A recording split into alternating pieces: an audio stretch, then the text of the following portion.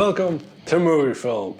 It's going to take a while before I stop saying that, even though the channel's now called The Movie Film Show. If you know, you know. I'm Carl, and I recently watched Cherry. And if you're coming back after watching The Movie Film Show on Monday, you'll know we're about to deep dive into this movie. I already gave a little bit of a review on The Movie Film Show, but now we're going to go in a little bit deeper in this movie. So if you haven't seen the first part of the movie review, I guess, check out The Movie Film Show from Monday. So Cherry, directed by the Russo brothers, who brought us some of the great Marvel movies, and of course stars Tom Holland, who's been a pretty good Spider-Man, but also one of the hardest working men in Hollywood in recent years, working on stuff like Onwards, The Devil All the Time, Chaos Walking, I think it is, and now Cherry, which is on Apple streaming service, Apple Plus TV Plus streaming thing. And of course the Russo brothers and Tom Holland work together on the Marvel stuff. This movie also stars Kira Bravo, who is fantastic in this movie, as I stated on the Movie Film Show on Monday. Tom Holland as well, absolutely fantastic in this movie.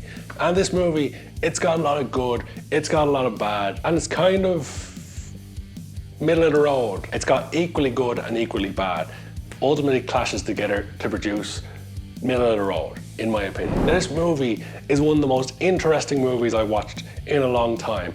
It's weird in that the movie, it's not slow, but it's long. So this movie is going to have a lot of spoilers. If you want to see our spoiler-free review, check out the Movie Film Show from Monday, then watch the movie, then come back here for the full review and share your opinions on the movie with us here on the Movie Film Show channel, YouTube.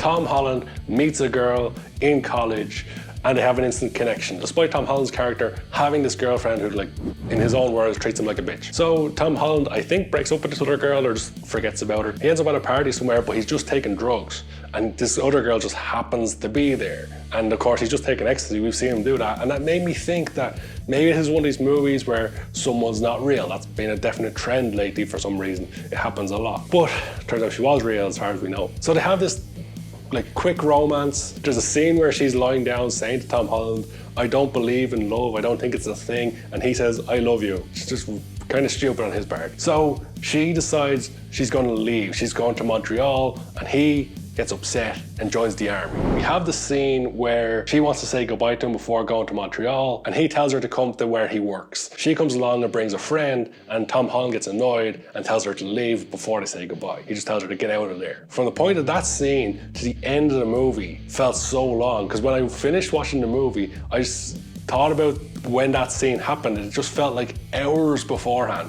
Not because the movie is slow, because so much happens from that point on. Tom Holland goes into basic training, and there's like a weird scene where he's lying on the ground and everyone's running around him, kind of as if to suggest again that things aren't real, but I don't think that's what this movie was about at all, and it has happened a lot lately. The whole thing in the movie being that Tom Holland's character joins the army, sees some shit, gets PTSD, comes home, gets addicted to drugs to, like, you know, he's trying to mask his pain and ends up getting addicted to drugs and going down a rabbit hole. And we see the demise of his character. And Tom Holland does a very good job of portraying that demise. He does a really good job. He's really convincing. We get to the point in the movie where he's going into basic training and he has to get his medical, and for some reason they showed a very interesting camera angle I've never seen from up someone's arse.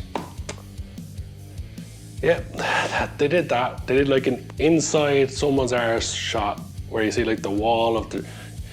You've probably seen it. But then once he gets through his medical, he meets a friend, Jimenez, and they go through all their training. And then when they're in Iraq, which is where they're stationed, they show a scene between Jimenez and Tom Holland's character where they're bonding.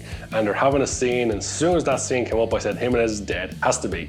Because the least famous guy, they're going to kill him off because they show these guys bonding. You know, they had to have someone that Tom Holland gets close to that he loses, and kind of that's where his PTSD is coming from, losing a friend, showing how these guys are super close but could be lost at any moment. And Tom Holland does a really good job of showing that friendship, but then when the guy's car gets blown up and he's just left on the ground looking at his friend, his burnt friend who's been blown up in the car, Tom Holland shows really good emotion, and it's really believable that he's lost someone near and dear to him. But then when Tom Holland gets home, he's got all his issues and he's all these memories and he's having these nightmares. So he goes and starts taking drugs. He goes to a doctor and the doctor just prescribes more drugs because, you know, like the opioid crisis in America, just more pills on top of pills on top of pills. All of a sudden this army vet who's put his life on the line for his country ends up becoming a drug addict. And when you're a drug addict, you need money, so you need to do drastic things. So Tom Holland starts robbing banks. The weird thing was, like, when he's signing up for the army, like, the guy was called Sergeant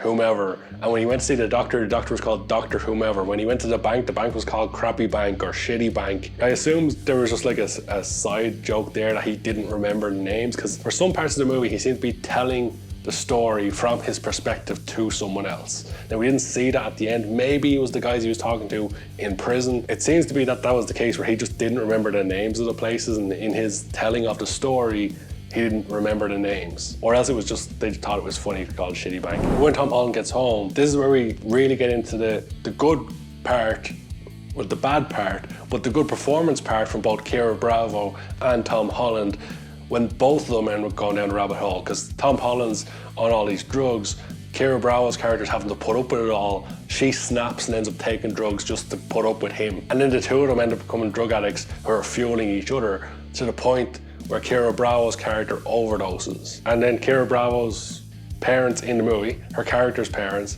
tell Tom Holland to just leave her alone, to, you know, let her live her life and not be a drug addict. And Tom Holland has a really powerful scene outside the hospital in a car where he's just shaking with anger and he's stabbing himself in the leg repeatedly, which is like a holy shit moment where he's just constantly stabbing himself. Although when he's stabbing himself in the leg, I did kind of think of Talladega Nights. You want to know what I am? You want to see what my life is? Don't do it. You want to see what's going on here? Don't you stick that knife in your leg.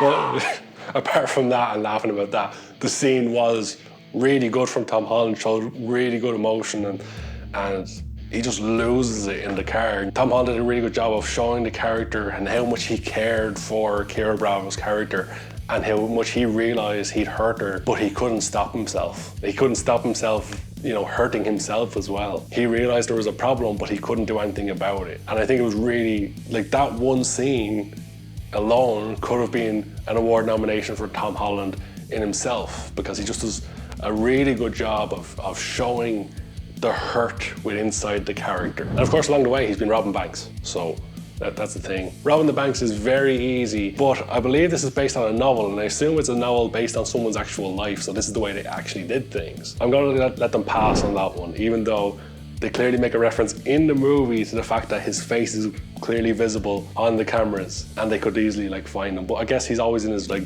little drug den. So they're constantly chasing these highs, and when Tom Holland came back from the army, his wife was there waiting for him.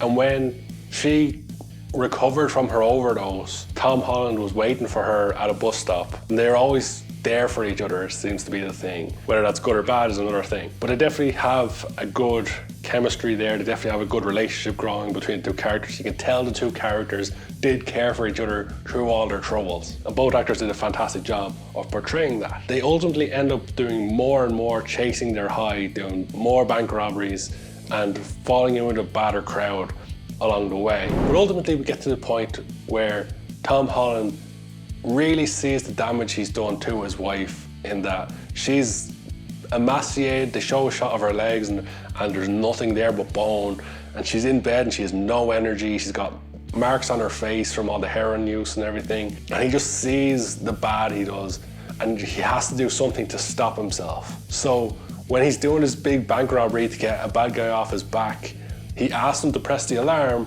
because he realizes the only way he can save the person he loves is by sacrificing himself. So Tom Holland's character goes to prison, and then we see over time his recovery while in prison, him eventually leading council groups, which I assume is where he's telling his story, ultimately getting paroled. And when he gets paroled, he goes outside, he looks around. It looks like he's not found what he's looking for, but then he looks in a certain direction and she's waiting for him, and they sail off into the sunset. They probably went and did some heroin or something, I don't know. But it seems like a happy ending. She's recovered, she looks happier and healthier. He's happier and healthier, they're out of prison, and they're together. However, from the point of the scene where she walked into the bar with her friend and Tom Holland got annoyed that she brought another guy, to the end felt very, very long. Like it felt like 4 or 5 hour movie because so much is jam-packed into that tight space, that tight time. As I said, even run through a story, it probably took a long time talking through the different scenes. I paused it thinking an hour had gone by. When I paused it, only half an hour had gone, because that first half an hour really drags. Like it's really slow. Half an hour, 40 minutes. Probably could have been about 10 minutes. Then the overall movie would be about an hour 40, maybe an hour and a half. And if it was that shorter, that little bit shorter and didn't feel quite as long, this could have been an outstanding movie. You've got 2 actors putting in phenomenal performances in your key roles. You've got a very interesting story with a lot of interesting turns in it. The movie has a lot going for it. Visually fantastic, sound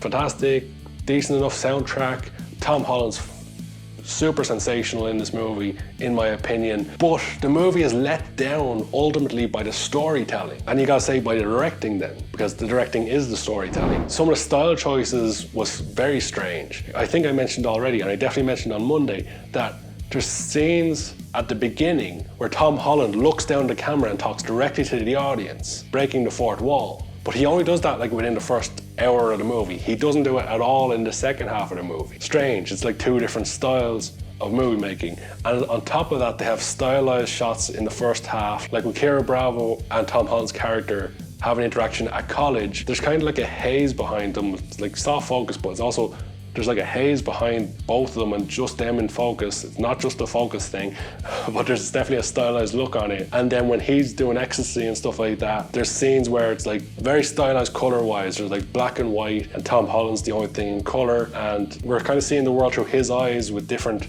perspective. But then later in the movie, they don't do any of that when he's on drugs. It's kind of weird. And then the scene with him and Jimenez when they're bonding in the army, there's a load of jump cuts, and they're very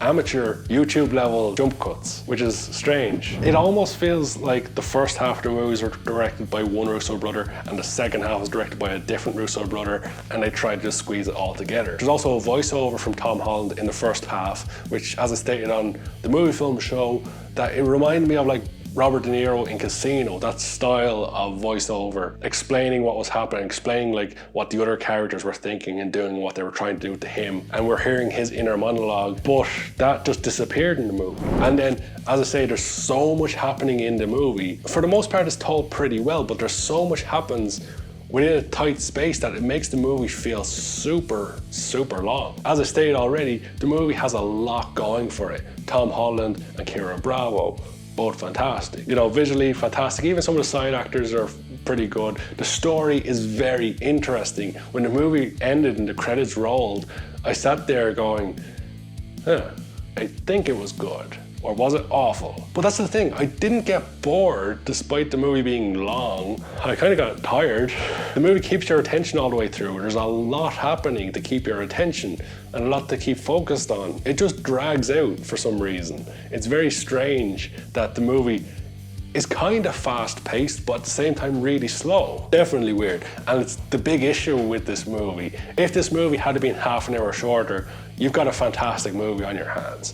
You've got like an 8, maybe even a 9 out of 10 movie. But for this movie, I would give it a 6 out of 10 rating, and that's possibly even being generous. People will give up on this movie perhaps within the first half an hour, because that first half an hour just feels super long, super long. Like, as I said, I thought an hour had gone by at that stage and it was only half an hour. And that's a sign of bad storytelling, which is a huge shame because, as I've stated many times now, the 2 actors deserve better. They deserve for everyone to be talking about this movie as a phenomenal, phenomenal movie. But this is where I throw it over to you guys. I'd love to know your opinions on Cherry, the new movie from Apple Plus TV streaming thingy. If you've seen it, let me know your opinions below. What parts did you love? What parts did you hate? Did you think Tom Holland was as good as I thought he was?